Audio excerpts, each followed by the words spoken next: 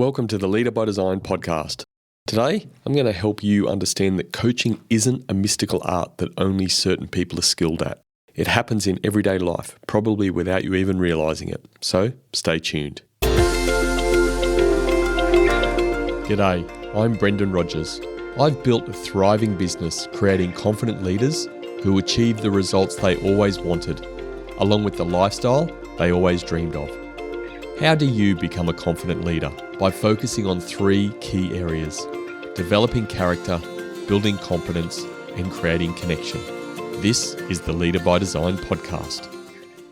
G'day, I'm your host, Brendan Rogers. Thankfully, I'm only a few days late recording this podcast episode. I'm starting to get back on track with my regular schedule. A few days late's not too bad compared to the last episode, which was about 4 weeks later. So things are still a bit hectic in our house. The little one's improving and developing every day, and we're getting a little bit more into a schedule, which is fantastic, and our routine as a family. Now, before we dive in, if you've listened to earlier episodes of the podcast, you'll know how important mastering one-on-one meetings is as a critical skill for business owners. One-on-one meetings are one of the foundational elements within our three pillars of confident leadership: develop character, building competence, and creating connection. So if you're looking to learn our complete A to Z system on how to master one-on-one meetings, then you can join our waitlist to hear more at leaderbydesign.au/waitlist. Now, before we go into coaching, let me ask you this question. Have you ever walked up a set of stairs?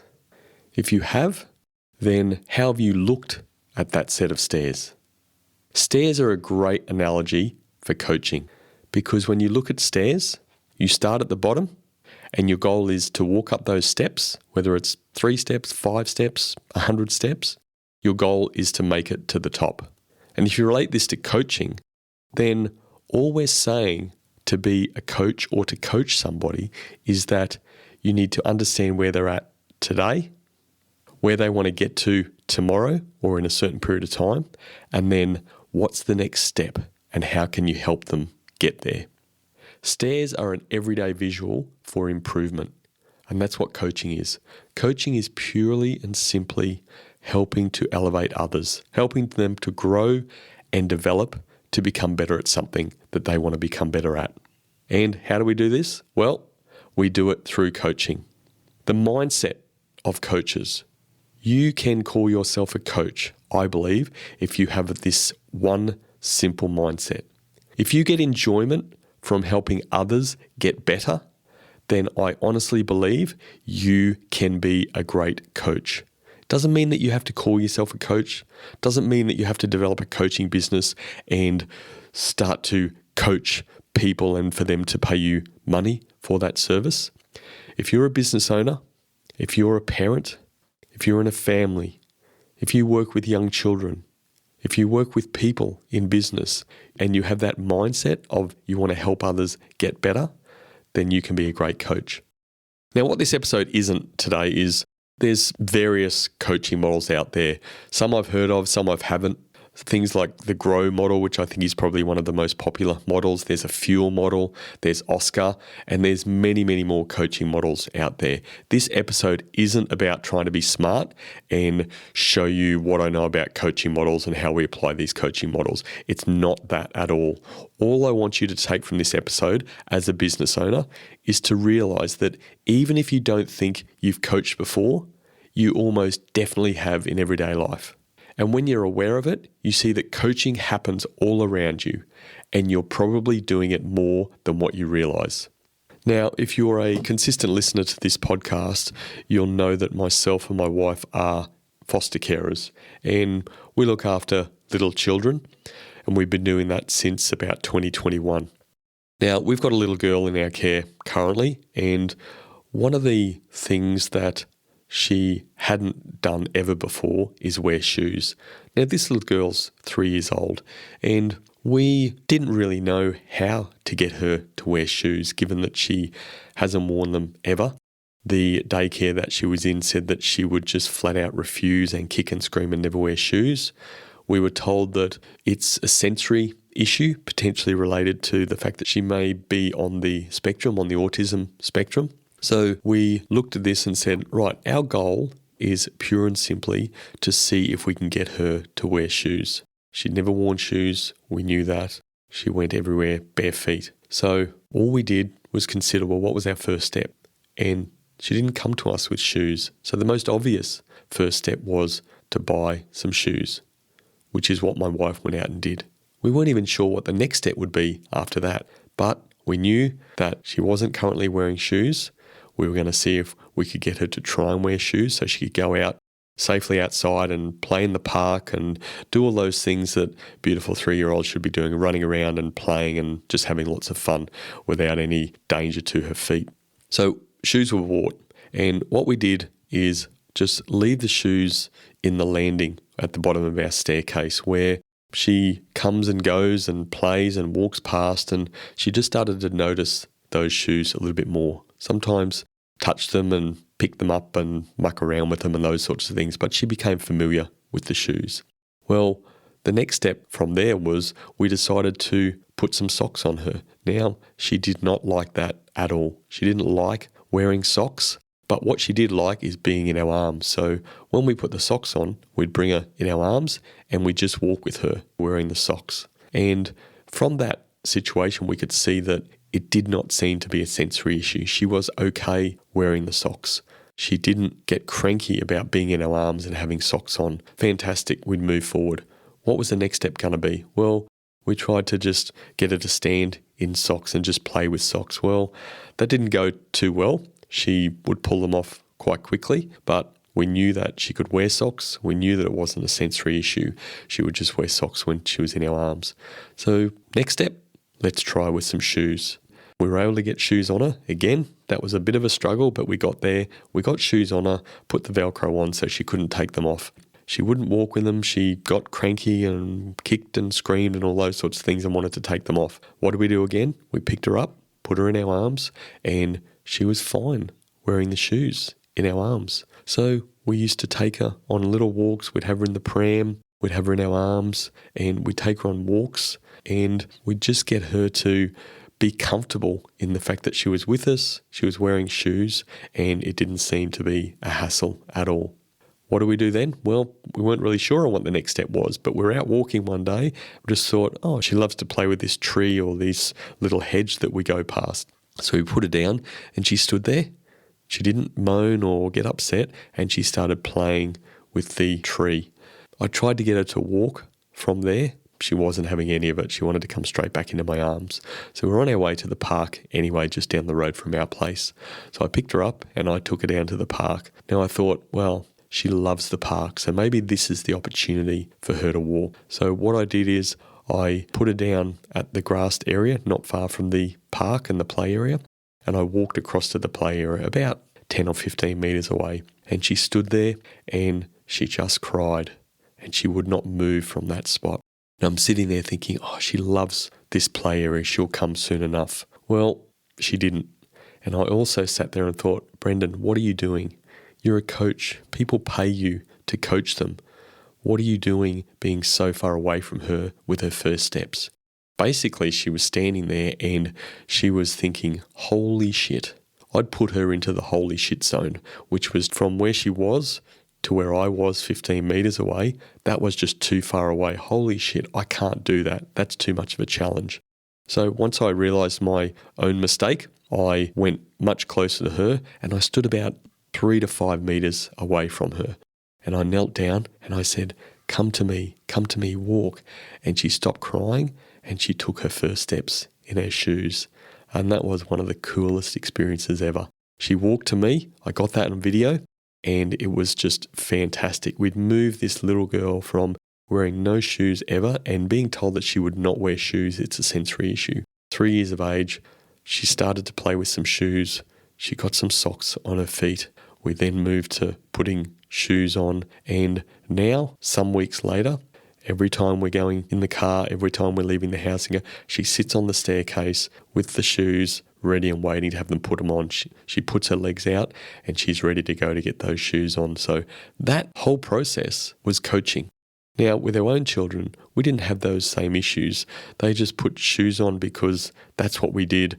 maybe they were feeling safe from day dot, but from an early age, they had shoes and it was just seemed a natural progression. But we'd never experienced anything like this before.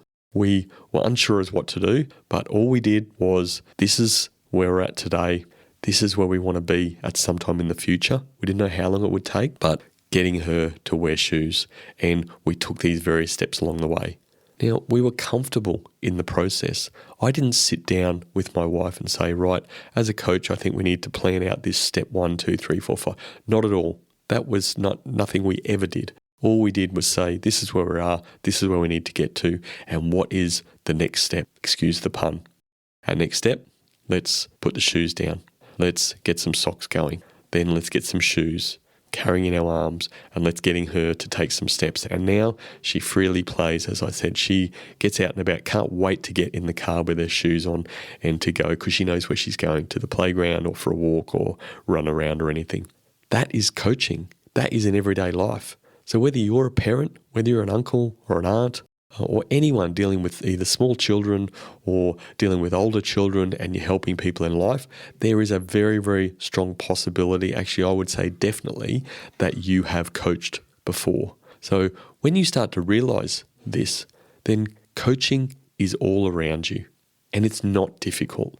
All you need is a mindset, and it's very simple to have a mindset around improving your children or improving your niece or nephew or whatever that relationship is. Coaching is not difficult. I've said it a number of times in the example I gave around getting the little one that's in our care to wear shoes.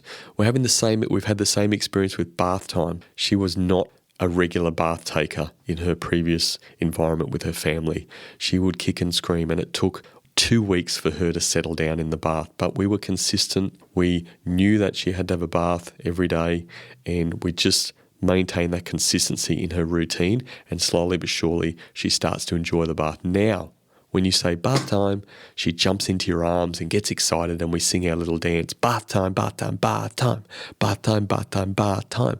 She loves that experience. The only thing she doesn't love now is the hair washing. So we've got a bit of work to do there. But again, we don't know what the next step is, but we know that this is where we're at, this is where we're trying to get to, and for it to be a comfortable and pleasant experience with the hair being washed, and we will get there just through persistency and just by understanding what the next step might be that we take. Now, in my professional life, if we can apply these to the business context, all we need to know are 3 things. These are the 3 things that all we need to ask ourselves about coaching. And the first one is, what are we trying to achieve? So in the case of shoes, we were trying to have this little girl wear shoes comfortably and be out and about wearing shoes. The second question, where is the person at now?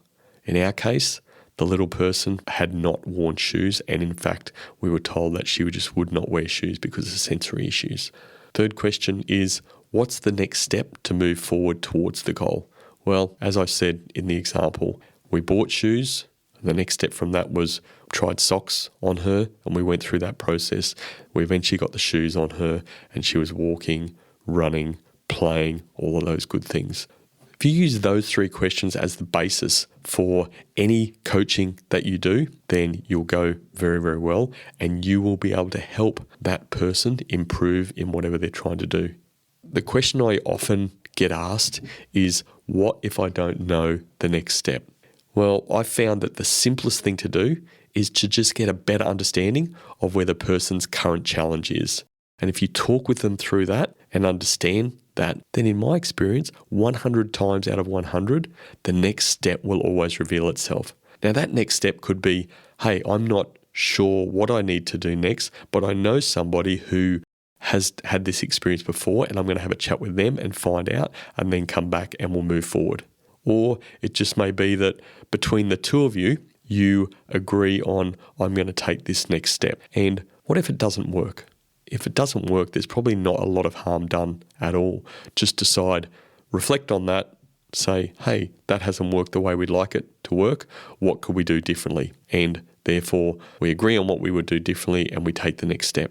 What I want you to take from this episode is that irrespective of coaching in everyday life or coaching people in your business, then this is all you need to follow to be a coach.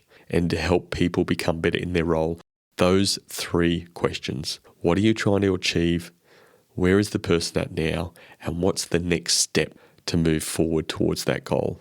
If you can do that and support people in your business to grow and develop because they want to be better at their role, then you're a coach and you will help people in your business become better and perform better in the role and in your business. I'd also suggest you reflect on where you've coached in your life. Then you can bring this mindset into your business. Wear your coach badge with honor. Know that every single thing you need to grow and develop other people is probably already inside you because you would have done it in everyday life. Have the confidence to replicate what you naturally do in life by coaching and take that talent into your workplace to grow your team. I don't want you to think of coaching as a thing that only people like me or anyone that calls themselves a coach can do. Everyone has done some form of coaching in everyday life. Now, if you're a business owner and you've got young people in your family, then you definitely have coached at some point. It could be something like reading a book. Well, if you consider that what you're trying to do is you're reading a book to your child and ultimately you want your child to learn to read. And you know that reading books, getting them familiar with books will help them on the path to being able to read themselves and reading their own books. Maybe walking. Again, you probably don't sit there as a parent and think, well, how am I going to coach my child to walk? But you know that a child will learn to roll over eventually. I think it's about the sort of 4, 5, 6 month mark. They'll sit up. They'll learn to get on all fours and they'll eventually progress to crawling and standing and then taking steps and walking and running and all those sorts of things. But you don't sit back and think, all right, I'm going to coach my child. This is where they are. This is where they need to be. And then what's the whole plan to get there? Maybe have some idea, but you just go with the flow. You start to see them move and slowly become more able in certain areas, and you just go with that and you start to progress and support their growth. That's coaching. Now, to finish up on the episode, I just want to remind you again, if you're a business owner who wants to learn our complete A to Z system on how to use one-on-one meetings to maximize the performance of your employees, then you can join our waitlist for the Master One-on-One Meetings program at leaderbydesign.au/waitlist.